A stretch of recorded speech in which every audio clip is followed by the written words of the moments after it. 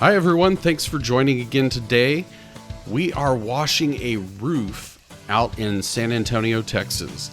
So today's show is all about roofs. So stay tuned and we're going to go through a few tips and tricks.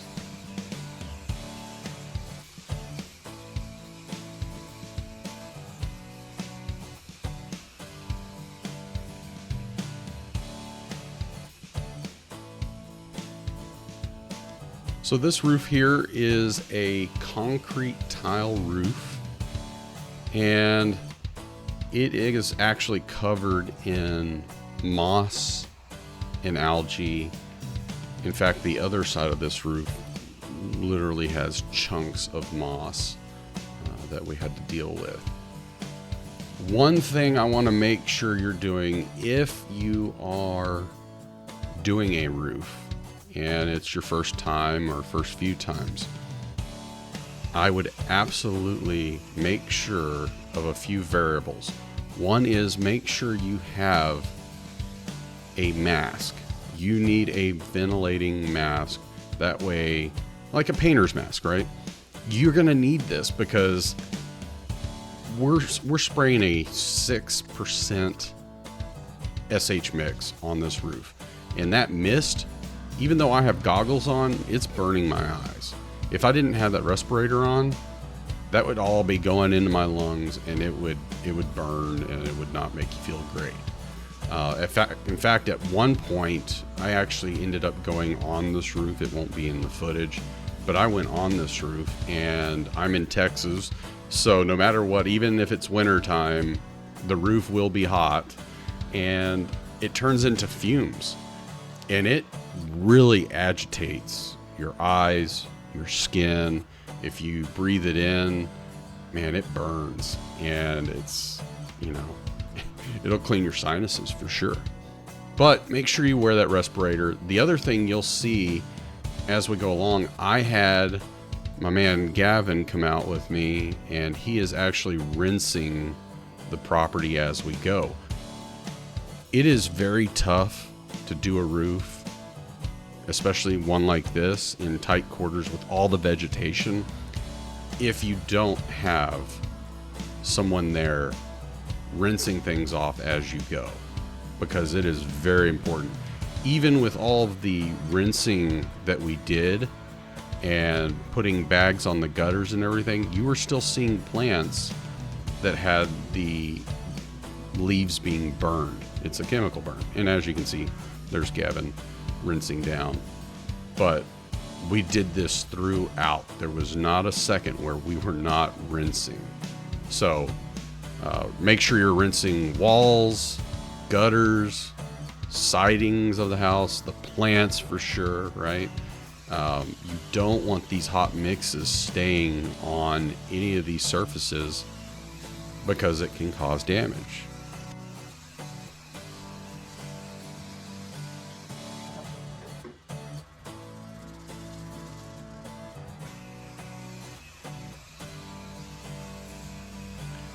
Now, one of the other topics that tends to come up often when you look at doing roofs or have talked to somebody about doing a roof is some rinse after they coat and some leave it on and let it, do its thing.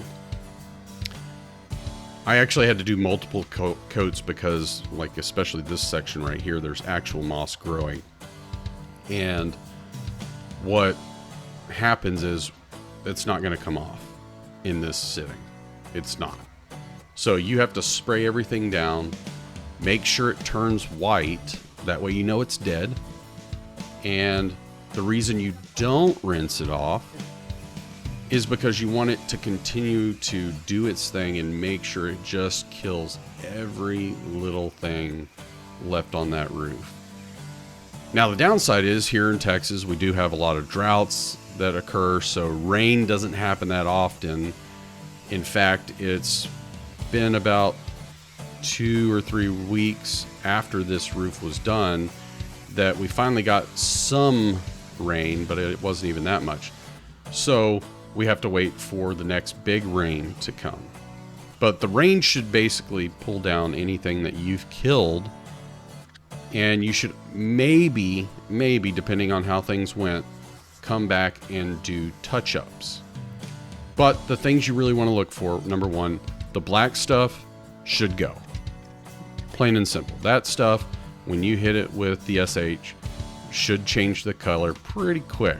However, the growth like moss, it's not going to fall off. You need it to turn white, and that's when you know the SH has done its job.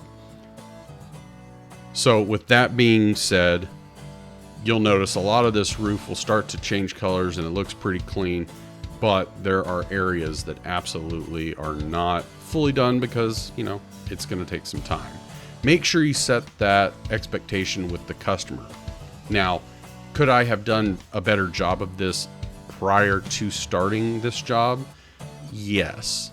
However, before I left, I made sure the customer understood the full process and the fact that I'm not just some guy off the street that is going to charge you a lot of money, spray stuff on your roof, and you'll never hear from me again. No, I have made sure that the customer knows that I will check your property. We will make sure that this is 100%, but it will take time. It's not going to happen overnight. So luckily I've talked to this customer. A lot of the moss has come off with that last rain. We'll find out after this next one, but set those expectations with the customers. And if it's a metal roof, no doubt about it, you need to rinse it. There is no leaving chemicals on a metal roof. The concrete shingles, the tile, asphalt shingles, those can be left behind. I would suggest, and I've never heard any of the other pressure washer guys mention this in their roofing videos, but I would make sure that like the skylines and everything, you rinse those off. Yeah, it'll rinse off some of the roof, unfortunately, by doing that, but don't leave that stuff sitting on those surfaces either. Also, a roof like this where it's the concrete tiles, I would never recommend walking on those roofs. They are very slick, especially once you get chemical on it. Those tiles can break pretty easy. In fact, there were some shingles that were broken when I ended up getting on this roof, which, another reminder, make sure you take photos ahead of time. But while I was up there, I was more focused on doing the work than taking the pictures. Of course, I also had the SH going in my mouth and eyes because when I went on the roof, I had already taken my respirator off because I thought I was done and paid for that. So, but yes, take your pictures ahead of time. The final thing is now you can see that we are doing concrete cleaning. We were not scheduled to do this. Make sure you push your upsells. It is so easy for you to get an upsell, and it won't take much money for them to get you to do these little things. I want to say we did this small little section of concrete for $100 extra because we were there. Gavin was going to be sitting around waiting for stuff to be done at times. So it's not that hard for us to just take some extra little effort to do this. So yeah, we'll do it for $100. We're already there. We've got the equipment. We're ready to go. So get those extra little upgrades as much as you can. And I hope you guys enjoyed the video. I rambled a little bit, but hopefully you got some good nuggets out of this. We will see you next time. And once again, I'm John with Herzog Hydroforce. Wishing you all the best. If you have questions, don't hesitate to leave comments